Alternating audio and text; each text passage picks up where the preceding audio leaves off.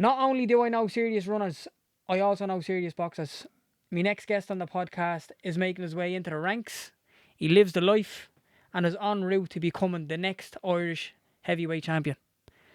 So Thomas Bomber Carty, what is the gig? What's going on, bro? What's going on? Great intro. Thank you. I made a Thanks pause for for the having me on. first time, but anyway, what can you do? So yeah, what I was saying was Gary O'Hanlon, right? He has mad vast knowledge of heavyweights, yeah? When we were in Spain, he was aiming off, like, I'm not messing, he didn't hit one wrong. From like donkeys ago right up to like all of them correct. So I rang him today and I was on the way over and I says, Gary, I'm interviewing Thomas Carty, heavyweight boxer. Has there ever been an Irish heavyweight champion of the world? And he says, yeah, Tom Sharkey from Dundalk. Ah, okay, yeah. And like that was donkeys and He's donkeys an ago, so it shows encyclopedia you there, he yeah, knows. big Yeah. time, yeah. Absolutely, it rings a bell now that you say it, yeah. But when I think back, I think like I stop at the 90s. You know what I mean? I was born in '95. That's as far as my history goes back. Do you know what I mean? But yeah, absolutely. No, I know. So look, how's the body? Good, yeah, good. I think I'm 4 weeks on from the last fight, so I had this small elbow injury the last year. I've seen you over the last year, I've been telling you about it, and it's calming down and flaring up, but it seems to be calmed down quite a bit now. Now it's a lot weaker than me left at the moment, so I'm building the strength up back with my S&C coach, John Connor, so it's going good. You PB'd over your 5k a little while ago. Yeah.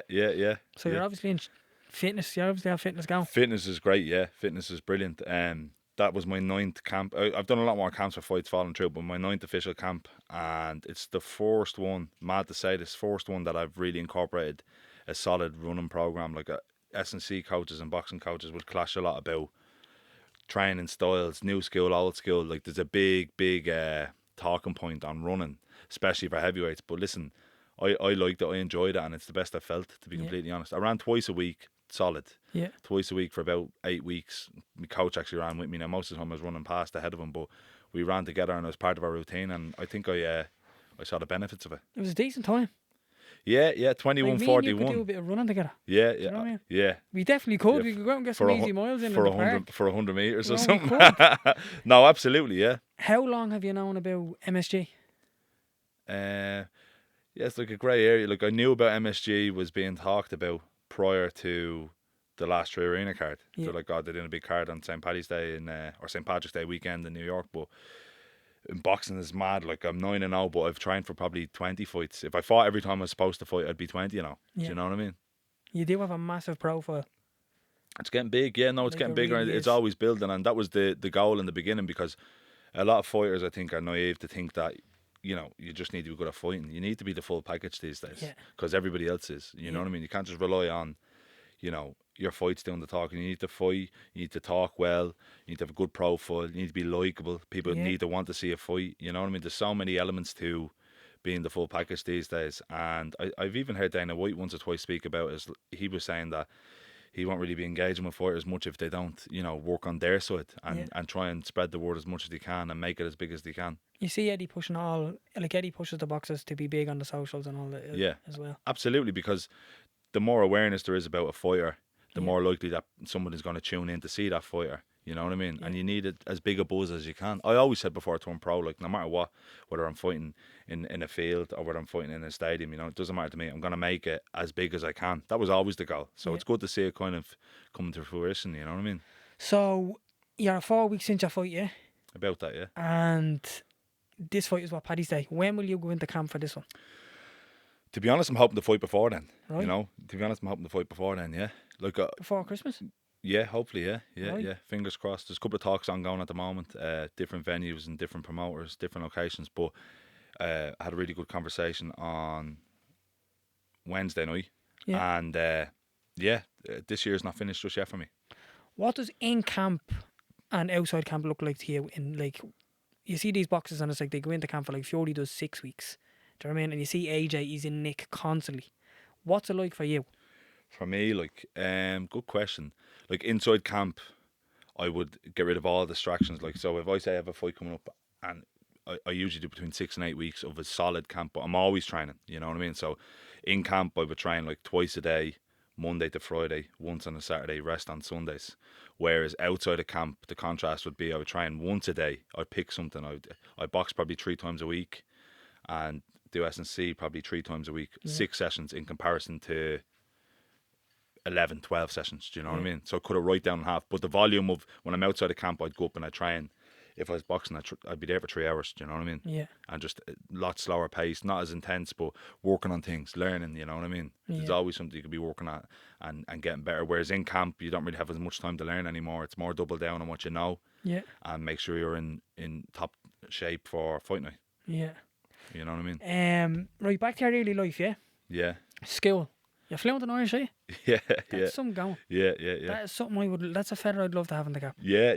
Like, I've done like years of Irish, don't even have the basics. This is it. I know. You went to the school, so like it's. I went to the school. Like I would have went to primary and secondary school. Done my leaving cert through Irish, junior cert through Irish. Everything was through Irish. At one stage in my late teens, early 20s, I would have taught in Irish. Like my thoughts were Irish. Do you know what I mean? That's And I have to unreal. translate back to English to speak. Do you know what I mean? But it's in 2025 now.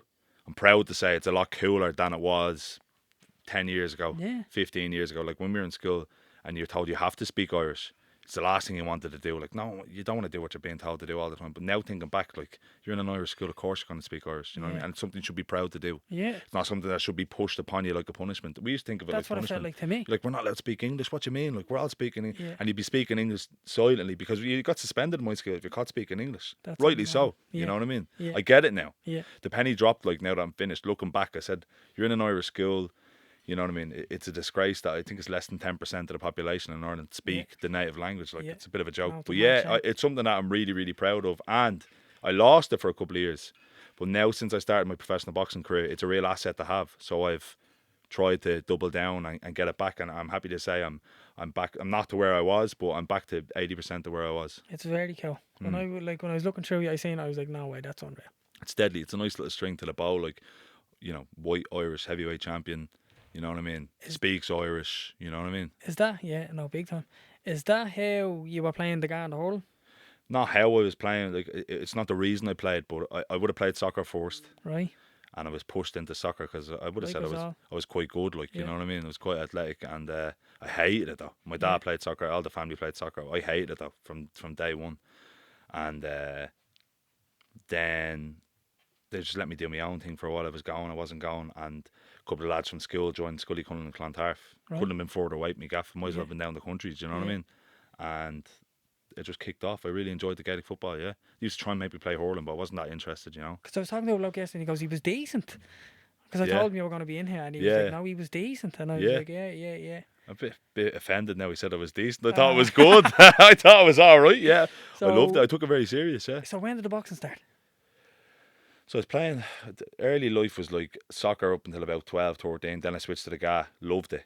I think I was playing both for a while, and then I went double down on the GA, and I was loving it. But the club, like, it wasn't that big of a club, not like it is now. Scully Cunnell, massive club now, really good teams. Back then, it was like, you know, third division, you know, and we wouldn't have enough 15 all the time to be getting younger lads to play for the older team. So while I was trying to take that seriously, I found the boxing through a family friend of mine. It's my uncle's mate, Git Conway. He just brought me down. I actually got into. It's always one of them stories, and I actually got into a fight, like, and Yeah. I think I got battered, to be honest. Don't know whether I actually got battered, but I remember I looked like I'd been in a fight, and he brought me down, and it was no turning back from then. The boxing, once I started, I loved it. There's no team sport anymore. It's a single Corinthians? sport. Corinthians, yeah, nuts, Yeah. yeah. Corinthians Boxing Club at about 16, and I was doing both for a while. I remember literally going from one training session, from boxing to GA training for ages. That was very similar for me. Yeah, boxing to GA training to boxing, and because the days are different, times are different. Yeah. And then the fights start coming, and I actually ended up winning an All-Ireland title in my first year. So I was like, no, here, Gaelic football, forget about it. Right. You know, and double down on the boxing. No way. So I had something similar. Like, I was playing for Home Farm and I was boxing, getting on fights on the pitch, and the manager was like, you need to go to a boxing club. Being smart, like, do you know what I mean? And I took him up and I did. I went and So, then, okay, fair enough, I'll go, yeah. And then I went, and like that, I remember being on the pitch and my outfit was saying he got a phone call off the coach. He was like, he has a fight next week, and then my dad was like, you have a fight. And then I remember that after that I was like, right, I'm going to wait in football now. Yeah. The boxing was unreal, and I only stepped into it late like you. I didn't step in until I was 15. Yeah. And Loved at it. 15 as well, like you know from speaking or from experiencing it yourself, at 15 it doesn't sound too bad, like, but there's You're lads at late that to the since they're game. 9, you know You're what I late to mean? the game. And lads at that since they're 5 even. Yeah. And I was starting, all these lads had 100 fights, 50 fights, and I was just starting Yeah. out. No, I You're know. getting pasted all the time. I loved it though. Yeah. You know, I had very similar experience. Yeah. Like, we had Conor Hearn was the like 13 All Ireland time champion in Yeah. our club. Do you know what I mean? I learned the box through him. What club were you in? Baldoyle. Baldoyle, deadly. Get done. Yeah. But like it And was he's still there. yeah, Great no, fella. I know. I was Great actually fella. down the club a little while ago. But yeah, like it was like I remember going over to the National Stadium, fighting in the hall next door, going over the Crumlin and all, like mad. This is another thing. So mad nerves. Yeah. And you deal with nerves with the boxing. Or you have. Yeah. I was into the story on your man's podcast about the car. Yeah. That was a cracker. And I Yeah. was thinking, That's the yeah, truth. yeah, no, I know, I believe That's you. the truth. I know what that's like. I That's know the what truth, that's like, man. Yeah, dealing with nerves is nuts. Yeah, I've gotten a lot better at it through the years, Yeah. but you'd be lying if you say you don't get nervous. No, 100%. Do you know what I mean? Because the stakes, different levels, like the stakes get different. Do you know Yeah. what I mean? You get beaten in the ringside when you're 12, 13, 15, say when we started 16. No one really cares. Yeah. It's forgotten about the next day. As I've come through the years, all of a sudden, right, it's all Ireland fun. If you get beat here, there's a couple of hundred people going to see you. Then when I made my debut, I was like, right, you're on telly here. Thousands are going to see you. And then you're in like main cards and Three Arena. You're like, right, if I get beat here, I'm never going to be able to buy a bleeding slice So it of just bread keeps again. coming. Yeah, it gets Yeah. worse. You And know now what I you're mean? down to MSG. So you need, and now MSG. Do you know what I mean? You need to be getting better as you move along at dealing with the nerves. So I remember prior to the Three Arena Full show, Yeah, you were like, Anto, I think things are going to change after this. Do you know what Yeah. I mean? This is going to be a ramp up in profile, Yeah, ramp yeah. up in things. And this MSG is going to be bigger again. mm. That's going to be fucking massive. Yeah, big time. Like it's I've had 9 fights now, and the first 5 brilliant. They're all on massive cards, matchroom cards, and fantastic on the undercards, albeit, but still massive cards, massive profile. But like since the first Katie Taylor card, then there was second Katie Taylor card to take over in Castlebar, and then it was on that UFC card with Dana White. Like it's been crazy. Yeah. It's been crazy. So the amateur career, what did you like? What's the heights you got to in the amateur career? And were you thinking Olympics? No. It's a mad old story. I just love boxing for what it was. It's very competitive. Like I'd never say I was like born to be a fighter or anything like that. You know what I mean? I just loved boxing for what it was. You could really test yourself and not rely on anybody else. You have coaches and all, but like, you know what I mean? know It's what you down mean. to you at the end of the Yeah. day. And like my expectations, I didn't know. I just loved doing it. I wasn't really looking into the futures. You know what I mean? So as a transport, few All Ireland titles, you know, going away on trips, representing Ireland for the Yeah. first time, like they're just some memories that come back to me when I think about it. And then last week I was chatting with my dad. I captained Ireland at the under-22 championships in European championships in Romania. That was Yeah. probably a highlight for me, like to be able to say something like that. Yeah. That was deadly. You know what I mean? Yeah. And then, like the choice to go pro, when was that, and what was the decision Mad. like? I opened a little gym. I don't know if you remember. Do you remember I had a little gym? No. I don't I know. had a small little gym. It was like fitness classes, and it was just to give me enough money to continue to train and not have to go work for me dad or get a real job. Do you know what I mean? So I opened a little gym in Castleknock and got really big, got really popular. It was like women's only boxercise classes because I realised men, if lads want to box, they go to a boxing club. If women want to do a bit of fitness stuff, they won't go to a boxing club. So Yeah. it was a nice little niche. Got really busy, and all of a sudden, then I found myself without realising at the time, looking back, I was spending more time training other people, doing classes, making money because I'd never had money. Do you know Yeah. what I mean? With boxing, there's no money in boxing, zero. No, yeah. Do you know what I mean? It's a hard So career. as soon as I start making a little bit of money and it's like able to buy food and go out for drinks with the lads the weekend or whatever, I was a bit deterred from training. So what happened to me really was the gym was really busy, lockdown hit, and the gym closed. Yeah. And at the time I was boxing fairly serious, but I was still amateur and had no kind of plans to turn pro. Had no idea what I was going to do in the future. I was just enjoying what I was doing. That was 2020. Gym closed down. And what kicked it all off was I spent the first 6 weeks of lockdown. Remember they said it was going to be 6 weeks. It ended up being nearly 2 years or whatever. The first 6 weeks, me and my brother got into mental shape. We were just running in the morning, training in the afternoon.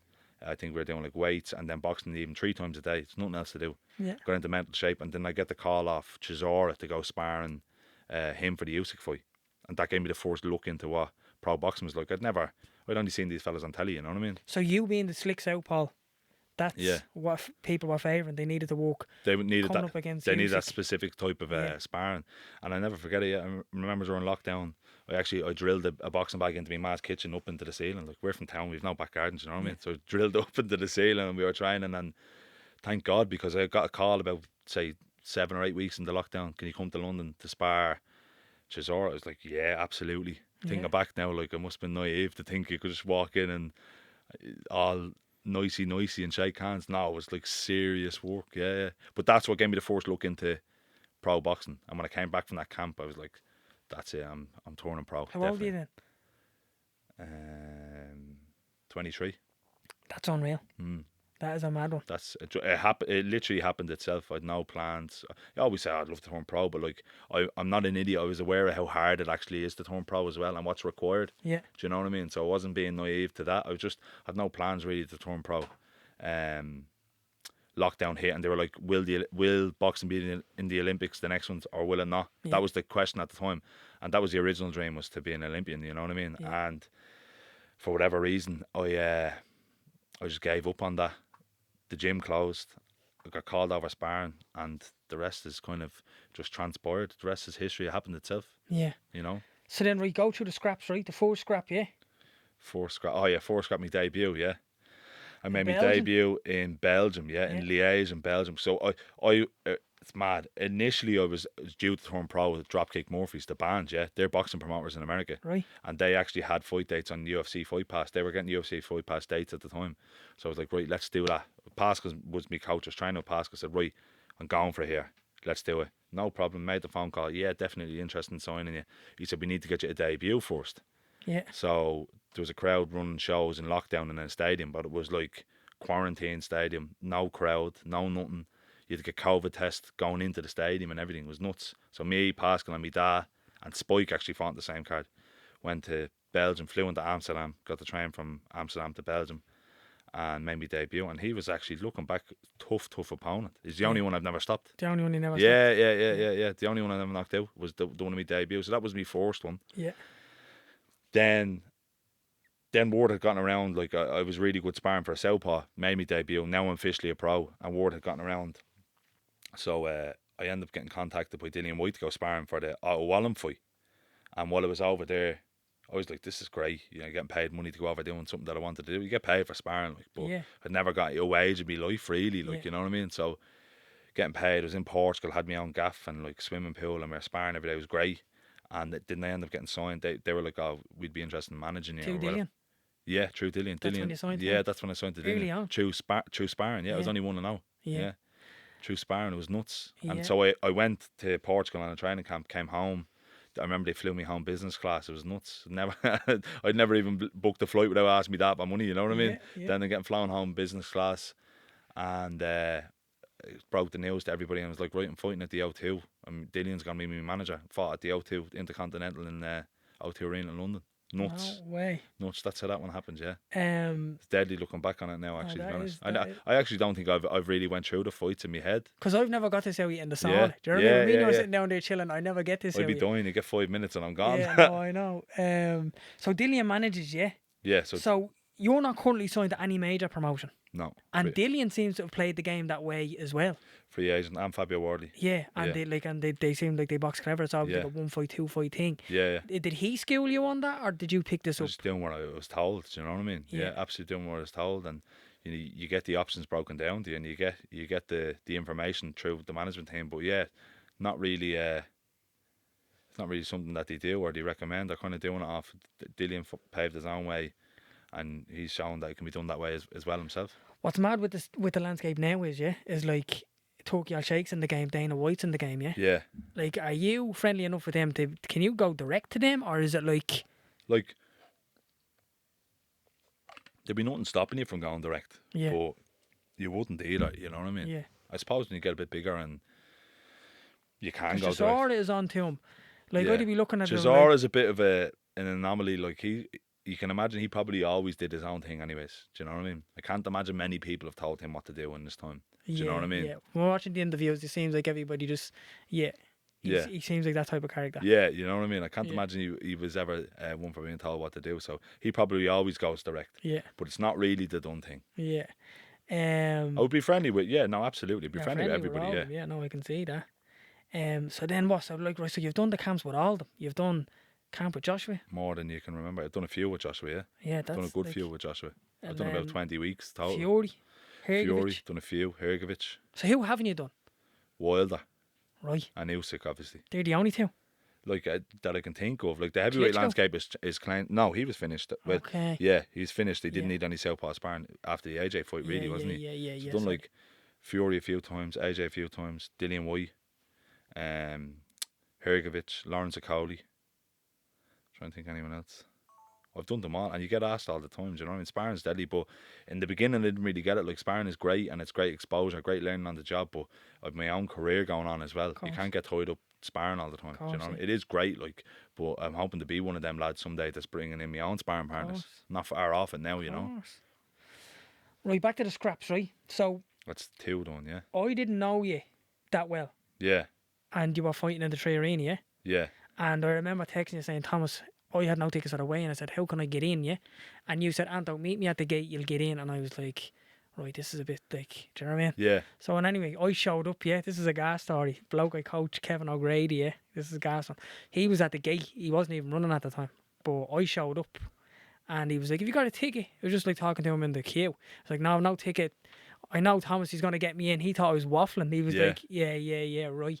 And then you showed up. There was a gang, you know what I mean? Yeah. And I was like, Thomas. And Big you were squad. like, Anto, jump on the back of them, you're in. And I remember looking at Kev, and I was like, no. It was a cracker. And I always say to him, absolutely. that was Great gas. story, yeah. No, it's deadly. You forget all them little moments, yeah. Remember your man, the fella I fought that time, Jay McFarlane, was like, Yeah. Jason must have been friends and family discount on the tickets at the weigh-in. He There said, was because I got a loads. load of bills. Yeah. We went, I done the 5K on the track the next day with Eddie. yeah. He was there. That was a bit of crack. Did you win it? No, so what happened was, no, didn't win it. Me and Niall, Gary Cully's coach, we jogged it. And we ran right. something like, I don't know what we ran, but the young fella that was ahead of us, he PB'd, right? He ran like, I don't know what, it was 16 something, I think, or something like that, right? But me and Gary brought him to the line, or me and Niall brought him to the line, and we were like, right, go on, sprint for the finish there, and then get it. So when he passed, it was only at the end there when everybody's doing the photos, Eddie gave him 2 free tickets. Yeah, if you had known that. And a bloke I knew, his missus was at the selling his tickets for a new couch in the gaff or something, right? No And he was like, Anto, way. why didn't you bleeding scalp and get me the tickets? I was Yeah. like, I hadn't a clue. No way, man. Yeah, it was a good, like, there's a few good things around that. That was first a fight. great week. That was a great week. Thinking back, the big you were one of the return. only Irish ones that bleeding won. Yeah. Were you? Yeah. Yeah. I know, it was a bit of a It was flop. but that's another thing, like it was a bad night overall for the Irish, but like it's not a team sport either, do you know what I mean? Exactly. You have to enjoy your own moments. I was a bit gutted for Katie, you know what I mean? Big time. Yeah. So it was you good. made light work, your man Farrell.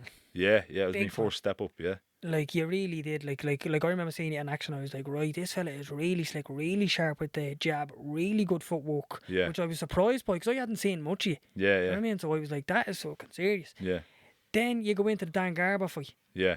I felt like you were rushing that one a little bit. Yeah, 100%. Was that expectation put on yourself? Defo, yeah. So like, there's a lot of talk about pressure. I always say the only pressure I put on, or the only pressure that's on me, is the pressure I put on myself. Do you know what I mean?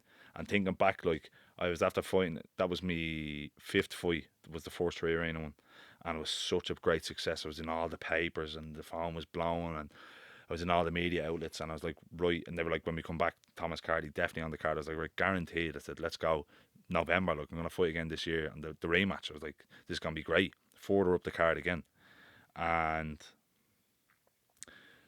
we had tried to get an opponent. Everybody was pulling out. It was finding it difficult to get an opponent. And then they got this guy, Dan Garber, yeah. And the footage that we watched on him, he was coming forward, knocking everybody out. And we're like, right, great fight. I said, because I don't really get involved too much. I'd never try and push it because people walk on to big shots off me. Yeah. I have good fundamentals. And Yeah. I was like, right, this is going to be a great fight. The crowd are going to love it because he's going to be swinging. I'm going to have to dodge it for a couple of rounds and then catch him again. Like Jay, you know what I mean? Similar enough.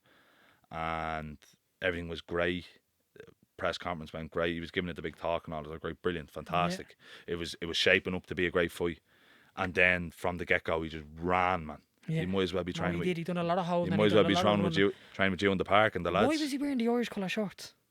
Apparently some Irish connection or something like that, yeah. Right, I yeah, was like, what's the some buzz? Irish connection. But yeah, like it was a horrible fight, man. And do you know what? The only blame I can put on is myself. Fair enough, he ruined the fight, spoiling and holding and running, and you can't blame him either. Do you know what I mean? But I should have been more composed And there's learning in that fight as well. You know, you might say bad performance, and I said it myself, not a great performance, but there's learning in that fight in a sense that, and Dillian White said it to me afterwards, he says, when someone signs to fight you, they don't sign a contract and say, right, I'm going to stand there and let you hit me. Do Yeah. you know what I mean? Like, that's the name of the game, like. Yeah. So it's my own fault for not being more methodical about my approach and breaking them down. And I got him in the end. Thank God I got him in the end, yeah, because that would have been one that got away if I didn't get the stoppage. But he's done a lot of spoiling and holding and running. And I remember his coach shouting in, "Don't worry, Dan, he's going to get tired soon." But I wasn't even doing that. Yeah. I just spent the whole time running around after him, you know what I mean? Yeah. But like, as I said, there's learning from that fight, massive learning from that fight. Yeah. And all my fights since that have been a hell of a lot better, and the ones prior. Do you know what I mean? Yeah. So since then you've had two, yeah? Since then I've had two, yeah. So last year was a Castlebar, busy that year. was what, just a little. Castlebar was a keep busy fight. Like, busy. the opponent I fought took Jermaine Franklin the whole way, fought Hergovich, he's fought everybody, and I got him out there in 3 rounds, you know what I mean? Yeah. It's a good benchmark to put on Yeah. things. Boxing mats, it doesn't go like that. Still does make fights, but it's just a good benchmark to have, Yeah. you know? And then you had this other one then in the 3 arena. Had this last one then, your man he was decent, like, you know what I mean? The winning record, 6-1. Yeah.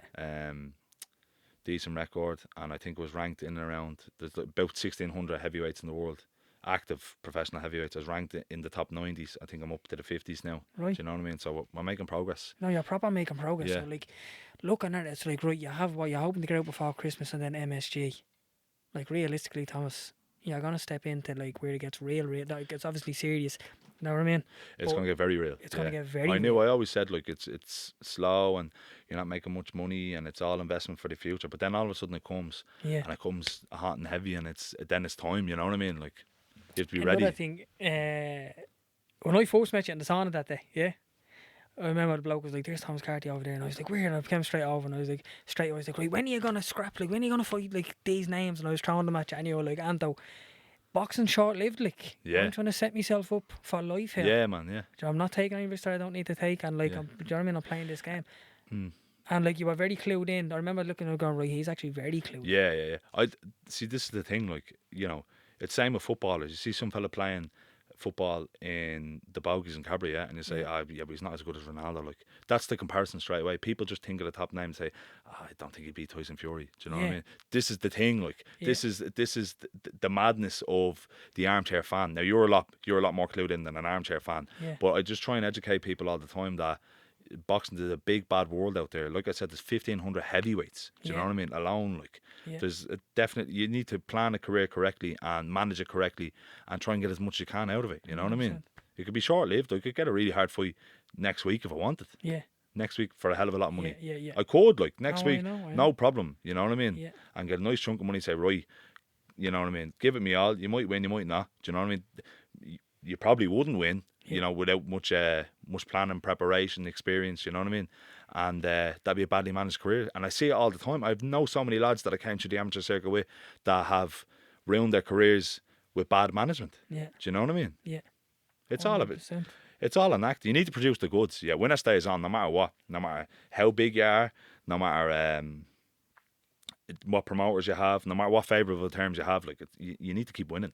100%. It's as simple as that, you know what I mean? Yeah. If you keep winning, the rest takes care of itself, but you need to take care of the rest then, you know what I mean? 1,000,000%.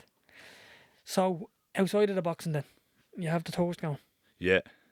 So I remember that when you were in the saunas as well. Yeah, yeah. Like, you were coming out of me, you were like, I'm bollocks after all these saunas. I don't know, I'm drained the fuck. And I was like, the electrolytes. Yeah. Like, I'm always on them, and then you were taking loads of different ones, and then you stemmed that man. out then since then. Yeah. I remember, that's nuts. Another thing born out of Westwood. They should really give me a free membership at this stage. I give them so much plugging. But yeah, I remember doing the saunas, and I only discovered them really when I met you that time. Yeah. I'd always dabbled in them a bit, but then I didn't really do much research into them, and then I was doing them like, I'm not a drinker, I was doing them every day, 7 days a week. Yeah. I loved that spot over in Sandymount. Do you know what I mean? Now I've go to loads of different saunas, but like, I was loving that one, and I found on top of the training it was too much. You know what I mean? On top of the training I was doing without replenishing the salts, I was like just wrecked all the time. I sweat a lot as a bigger bloke. Do you know what I mean? And I think you obviously mentioned electrolytes to me. It was kind of the common thing that was said back to me, even my S&C coach, like, you need to be taking electrolytes. And I didn't really take much supplements at all. Yeah. And then I discovered supplements, discovered electrolytes, started taking them, tried them all. I mean, like, ordered them all. loved them. You know what I mean? Figured out which ones I liked, and I landed with Element. Yeah. Was the first ones I started taking, and then they started sponsoring me. Then when my career started kicking off, I was like, this is bleeding great. Like, and I remember the buzz I used to getting them. And then for whatever reason, they pulled out of the Irish and the EU market. Yeah. Sent me an email, and then I was like, oh, I'd love to have my own electrolyte. Like, Yeah. and can you imagine like just doing something similar but better? You know what I mean? Yeah.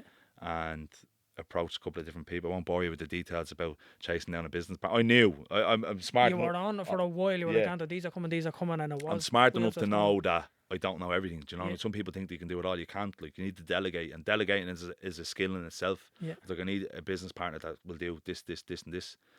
I'll do the rest. You know what I mean? And lo and behold, I found my business partner. Yeah. And I trusted him from the beginning. You know what I mean? Trusting people is hard. I always give people the benefit of the doubt, but he told me he could deliver, and I was like, we'll see. Like, I've heard that a million times, but sure, what else am I doing? I've nothing else going on really.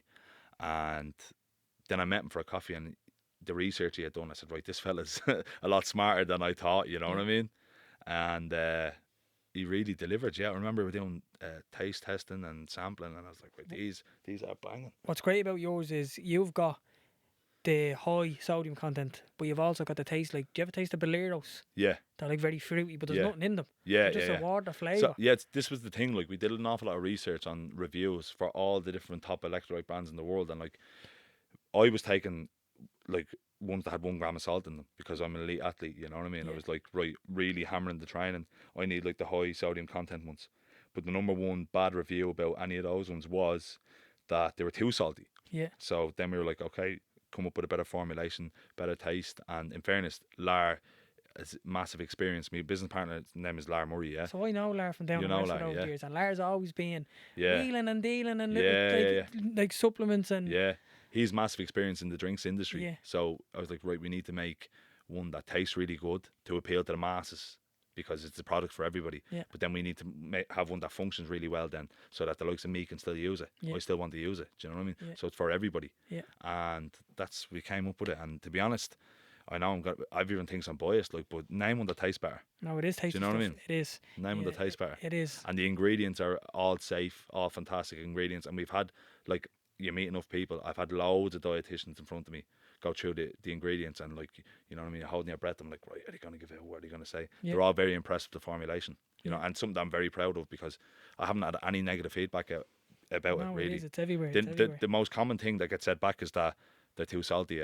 Yeah. Like, someone's like, I don't like them, they're too salty. Well, then they were never going to be a customer of electrolytes anyways. Yeah. Do you know what I mean? Yeah. I'd be one of your, like, even when he's released the episodes and all, I would be one of your biggest fans. I love it. Because always, bro, always, because I just find it's mad. And even in business and stuff now, I really respect people who are getting after it. Like, there's something, there's real good energy about people who are actually out there trying, because so many people begrudge online. Like, I see it all the time, I hear it. Yeah. Such and such said this about you, and I don't really care. I really respect people that are getting after it. So that's why I could always resonate with you. Yeah. I know you did a bit of boxing before, and you have great interest, but besides all that, I always had a great relationship with you because it's just good energy. Do you know what I mean? Look, I live the life. Yeah, this is it as well. And so do I. And I don't preach about it. Yeah. I just do it. You know what I mean? Whereas some people have to tell the world about it. You know what I mean? I'm just out there doing it. Same as yourself. Do you know what I mean? I really, really respect it. Like, I can't switch it off. Yeah. Yeah. I've done so. Like, when I done the boxing, I tapped into it. Boxing was that very solo sport, and what I loved most about it was I was out jogging the streets, and you're in the mind. You know what I mean? You're up in the office there, and you're just going through the thoughts, and like, you're learning about yourself and all, and then you're going down to the club and having scraps, and you know what I mean? You have to dig deep in moments. Yeah. So you learn what you're about. You learn a lot about yourself. Yeah, big time. So boxing done that for me. Yeah. And then I stepped away from the boxing when I started paddling with the lads, and then was still going to the gym every day, twice a day, and treating that like it was a sport. You know what I mean? It was like, I need to be in mental nick. And I did. I was doing diets that mad diets I didn't even know. Do you know what I mean? Restricting carbs, like mad stuff I was doing. But I got into serious nick. Yeah.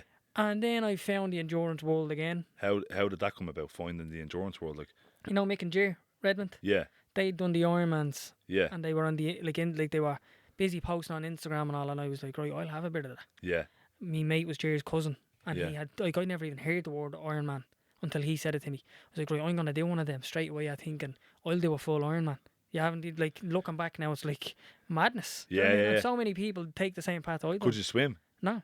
Sorry, I knew that. Yeah, you Yeah. couldn't swim. Couldn't swim. Yeah. Like, I mean, So you're and looking to do an Ironman. terrified of the sea. Yeah, and speaking to Wayne Waldron today, he said the swim is like swimming from Temple Street to the Bogies. That's the length of the swim. 4K near Yeah. enough, yeah. That's the length of he was able to tell me that's the length of the swim. Like, I barely walked that. You know what I mean? it's like, it's serious. Like, I Yeah. remember, so my first race, I done my first 150 meter. 150 meters is the most I've done in the sea prior to that day, yeah. Yeah. So I stepped on the start line, me and Sean, yeah. Yeah. And I remember looking at it in a straight line and going, Jesus. And that was only to the buoy, and then you swing a left and come back basically. But I remember 1 kilometre in a straight line in the sea, and I was like, I'm never making it. Do you know what I mean? Yeah. Terrified. Yeah. And stepped on the start line, boom, gone. Went out, done that. How'd you find the swim? Like, I just got through it. Like, I was swimming in Westwood Pool, so I was training in the pool. I knew I could like do it. Once I could keep cool and relaxed, I'd be able to get it done. I found it mental. It was like a washing machine. What's it like swimming with all the people, like, everywhere? Because I always see people line up. Like, what's that like? No, People that- kicking and You get Do you? broke Yeah. up. You do. People get broke I up. don't think I could do it. I did when I'm swimming. I have to really focus on No. staying alive. You know what I Some mean? people that would have problems with claustrophobic wouldn't be able for it. Yeah. But you get past and the numbers break up. If you can manage to get on the back of somebody's feet and cruise, there's massive gains to be made. They will literally do your swim for you. Yeah. Like, they take so much pressure off you by just being in streamline behind them. I didn't know any of that then. I was just like, stay close Raw to somebody dogging in case I bleed and drowned here. Do you know what I Yeah. mean? I was just happy to have somebody beside me. And then when you get to the buoy, everybody goes real close to the buoy. And you could end up underneath this big float in the middle of the sea, do you know what I mean? And you get a bit panicky there. But then when I got out of the sea, I got back and it was like, right, like, that part was done. And then from that day on, I was back in the endurance world then. It was like, right, this is what I want to be doing. I want to be getting stuck back into fitness. Yeah. And it took a few years till I really found my feet with it again. Yeah. And then now I'm bleeding, obviously, tapping into the running. Yeah, absolutely. And are you gone more definitely down the rabbit hole of running in I'm itself? definitely down the rabbit hole. What's the goal then for you? Like, you know what I mean? What do you think about? What's the end goal? Yeah, so like this, I was with the coach the other day and he was like, you need another target.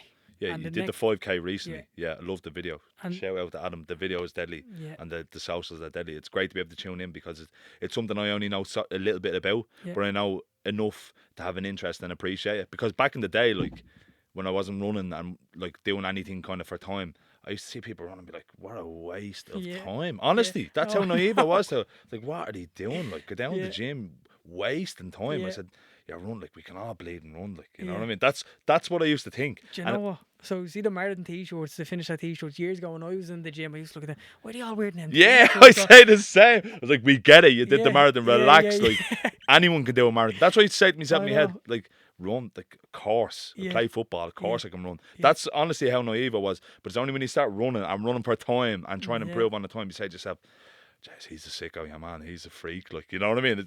Then you get a bit of respect for it. So I love seeing people running now and looking at times and when, you know, people say, oh, there's a man posting. Remember during lockdown posting 5Ks and all. Yeah. But like, what are they bleeding doing posting 5Ks? Now I'm like looking at it and like average pace. Like, jeez, good run. Like, you know what I mean? It's deadly. It's deadly. Yeah. But sorry, what's the goal? The goal. Right, so look, I will crack into another time-based goal. It's always usually time-based goals. So we'll go at sub 30 for 10K, right? Yeah.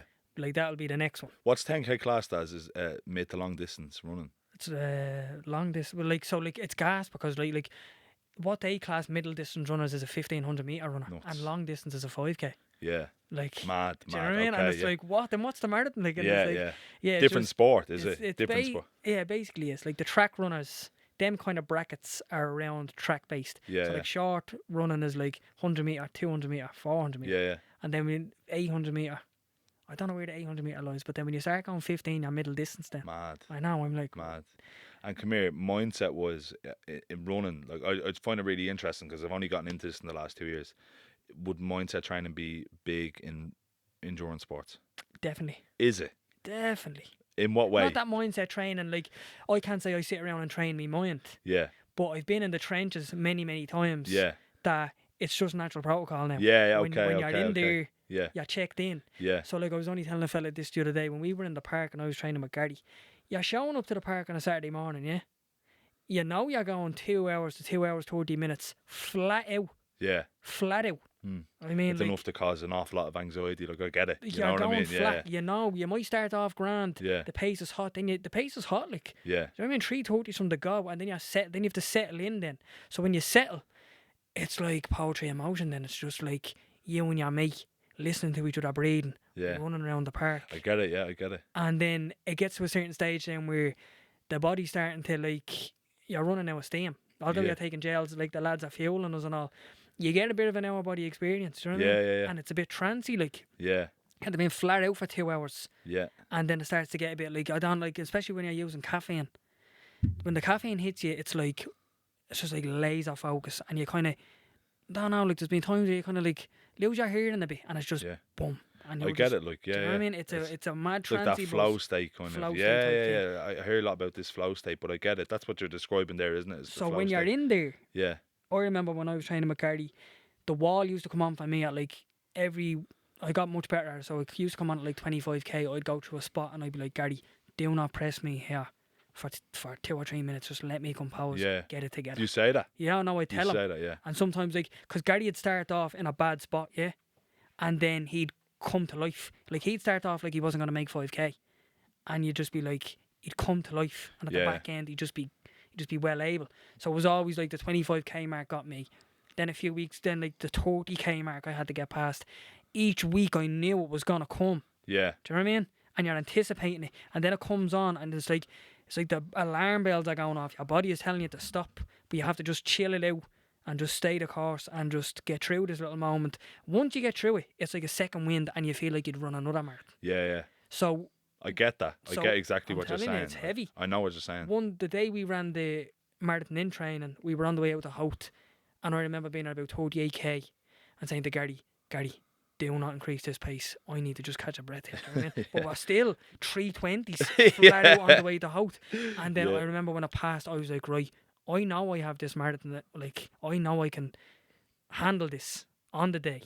I remember at the very moment, and then I pressed on and pulled out like 2 310s back to back. And it was like, it's a mad game, the thought process that you go Mad. through when you're in it. Mad. I know what you're saying there, though, about, you feel like you're approaching empty. Yeah. And I do get it in sparring sometimes. I've never done these long round sparring for fights before, and I'm stepping up the rounds now, 8-10 round fights, and I've never boxed more than 3. Then it was 4, 6, then it was 8, but I'd never even been them rounds in a fight. Like, I'm knocking everybody out early. So the last camp there, I was doing 10 round spars right at the peak of the volume. I was doing 10 round spars 3 times a week. 10 round spars. So what's that? You win new body every time? You might have 3 fellas there, and they might do 2 fellas do 3 rounds, and 1 fella does 4, or they might go 2 in, 2 out, depending. You know what I mean? But I remember getting to, like, a good few times, getting to round 5 and 6 and saying to myself, like, I can't even spar 6 rounds. Do you know what I mean? How am I going to fight 10? And then you just come back after a round, compose yourself, go out, and I take things 30 seconds by 30 seconds. A lot of people break it down different ways. I take things in 30 seconds, and all of a sudden, 30 seconds into the round 7, I was like, right, I'm back to myself now. You know what I mean? I'm feeling a lot better. But coming back after round 6, I say, right, I'm finished. You know what I mean? Call the spar. And if you give yourself the option, I would have jumped out. But I've never quit, like, in sparring. Yeah. I've never ever quit. Never allowed myself to quit, because if you quit once, I in your feel head like it's in your head forever. You'll take the option again. I never allow myself to quit. You know what I mean? I'm telling you, that sticks. Yeah, it does. It does. I Happened think to me a so. couple of weeks ago in a race there, right? Yeah. I done that cross country, yeah. And went bleeding to the front from the very start, and ended up burning myself out, and I got beat by about 5 seconds or something, 4 seconds or something. But it was the only time I ever looked back when your man passed me and I couldn't get him. I thought, I'm going to get cleared here by about 6 of them. Yeah. And I looked back, right? And that hung on me for 2 or 3 training sessions there. I went into 2 or 3 training sessions there thinking, like, hard sessions, like, you're showing up, it's going to be a hard session, and you're, like, cagey about it. Yeah. And it was only really the other day, I was in we were done 8 by a K, 3:03 pace or something. Yeah. And we were going through them, and I remember being, like, coming to a spot, and I'd been like, right, it's time to put that little moment behind it. Don't Yeah, you need to lock on here Yeah. and forget about them little Yeah. things. It can have a massive effect, though. Yeah. Yeah. It really can. I've had a couple of moments like that myself. Yeah. I remember one time I was suffering. Obviously, my elbow was sore, but I actually was suffering with my eye. I think I got a thumb in the eye one day. Yeah. And the pain of it, and I was just like, the Pascal. I was like, it's too sore. I couldn't see out of it, to be honest. I know it was bad because traffic lights are blending into one. Do you know what I mean? Yeah. I couldn't. Mad. And I actually did the second Talking Bollocks podcast that day. So my eye was like, there was tears just constantly flowing out this eye, couldn't see. And I'd sparred that day, and after 4 rounds, I was due to do 6, yeah. After 4 rounds, I just couldn't see. I was like, Pascal, I'm going to get out. Yeah. And I remember it was like a Friday, and the whole weekend I was sick. I was Yeah. like, I can't believe I didn't do what I set out to do that day. Yeah. Now, it doesn't, now looking back, it's not so bad. But you can't lie to yourself. No, I know. Do you know what I mean? Yeah. And I remember the whole weekend and just a big grey cloud. I was like, oh, I can't believe. And people might say, stupid, like it's only a spar. But it's everything then to us. Do you know what I mean? Yeah. Anybody in the sport, like that last moment, you're only as good as your last spar, your last training session. Do you know what I mean? Yeah. And it sits with you when you have a bad one. Yeah. You know what I mean? I'll never forget it. I did that Talking Bollocks podcast, and I remember I had my face all bruised up, and got the thumb in the eye or whatever. And usually bruises is no problem, but I remember saying to myself, like, is it even bleeding worth it? They're the thoughts that come with a bad, like for me, that came with like a bad day. I was like, this boxing thing is too hard, you know what I mean? But then it comes back to a good day and you say to yourself, that's exactly why you do it, you know what I mean? Yeah. Mad. No, and I had that then on Thursday, then we like had a good session Tuesday, good session Thursday. Settled in, I was very relaxed. Yeah. I was like that. I got a touch of that little zone now. Yeah. And I was like, you know what? Like, this is fucking the job. I absolutely love this. No, I get it. The reason I asked about the mindset stuff is, have you heard of anybody? Because I know like the elite top 1%, they all use sports psychologists. Have you heard of anyone using the sports psychologist in endurance sport? No, I only asked the bloke there the other day. I was out jogging with the 1500 metre Hungarian record holder. Yeah. And I said to him, have you ever used a sports psychologist? And they're like, yeah, we've used him. You just go in, have a yap, because there was a bloke that I thought he was dealing with something. And I was like, do they have access to them? Do they go in and have the app and clear the head? Yeah. But no. They don't. No, the reason I ask is I know in cycling they definitely do, because the fella I go to, Alan Heary, I've been going to sports psychologist since the Carty Taylor fight. Right. The first one. And the reason I asked is because I know he's like head of sports psychology in Rally Ireland or something. I'm not too familiar with, but I know it's like a big organisation and he works in them all the time. And I was just intrigued to ask, like, what would endurance athletes be dealing with that they would need a sports psychologist in comparison to like a boxer or it's high stakes pressure. This is it, all isn't across it? the board. Yeah, I think that's what it is. Yeah, it must be. We must all get that performance anxiety. Like, yeah, no, you I don't like. I get it, but that's on my own deal. I'm not playing with mad weight like you and the lads are. Yeah, like you heard the story when you wanted to crash the car and all. It's a like, belter. I get them intrusive thoughts all the time, bro. Do you know what I mean? Or trying to think of some fake sickness that people will believe. That story, just real quick. Yeah. Well, how did it come about, the story? You only reminded me. I forgot I told that. Yeah. So I can cut it in. Yeah. You ask him the question. Yeah. So the story around the car. Oh, so I did a podcast and they were talking about nerves and do you get nervous? And I always try to be transparent. Like, I don't try to make it a lie. Like, everyone thinks boxers are minted, they're not. Do you know what I mean? Everybody thinks boxers live a lifestyle, they don't. Do you know what I mean? And I seen Sean McComb recently talking about you have to try, or there was Tyrone McKenna talking about you have to try and let on that you're making it when you're not. Do you know what I mean? This is the persona you need to portray to the public. So when people ask me, do you get nervous before fights? Absolutely. Like the stuff it does to the mind is unbelievable. And I've, you get these intrusive thoughts. You're like, week out from the fight, everything confirmed. It's like, right, how am I ever going to get out of this now? You know what I mean? Like, how am I going to, is there any excuse I can make up? Do you know what I mean? It would push me, like, I'm not saying I ever had this thought, it would push me mad down the stairs. Just a couple of flights, you know what I mean? Just a few, like. But I remember it was for the Katie Taylor fight, and I'd been working as a sports psychologist, and I was driving from Pascal's, driving out towards Swords, and I remember driving the back roads, and I turned off at the back of Ballycoolan there somewhere, and I was driving across the back roads, and Autoclass sponsored me the cars, right? So they probably won't want me to hear this, right? But I won't want to hear this story. But I was driving around one of the bends, and I remember saying to myself, like, what if I just went off the road here, just a small bit, flip the car once, and might still be all right, but then I'd be able to get away with not fighting next week, that'd be a good excuse. And then I was saying to myself, no, Tom, come on, you're going to fight regardless. You're going to fight regardless. Then you get all these intrusive thoughts. A little small crash, do you know what I mean? What else was it? It was like some sort of illness, rolled my ankle, or, all this sort of stuff. Or you're saying to yourself, will I actually roll my ankle? I said, will I roll it on purpose? Do you know what I mean? The thoughts is crazy what a fight will do to you. But thankfully, I haven't experienced anything where I've had to actually do any of the intrusive thoughts, you know what I mean? Each time it said I was going to fight, I make it up in my head. I'm like, unless I'm going to do something like that, you're definitely going to fight next Saturday. And if you're definitely going to fight next Saturday, stop worrying about it. That's the equation I use in my head. Do you know what I mean? And when I'm feeling nervous, it's like, right, well, am I going to pull out now Are you going to make up an excuse? You're going to ring past and tell me you're not fighting? Or are you going to fight? And I said, and in my head, I said, make the decision, no, I'm going to fight. And then I say, right, well, shut up worrying about it, because you're going to have to do it regardless. What's the point of worrying? Yeah. Say to Shannon as well, she'd be talking about going to work, dreading going to work, and she's only off 3 nights. And I say to her, like, are you going to go to work? Yeah. And she's like, yeah, and I'm definitely going to go. Are you going to call in sick? No, I'm going to work. I said, well, shut up about it. Do you know what I mean? You're only making it worse, isn't it? So that's the little like equation I do in my head, and it works on me. Yeah. It works on me. Yeah, Belda. That's pretty much it, bro. I have nothing else to say. Yeah. Nothing nice that I can one. think of. Nice one. Fair play to you.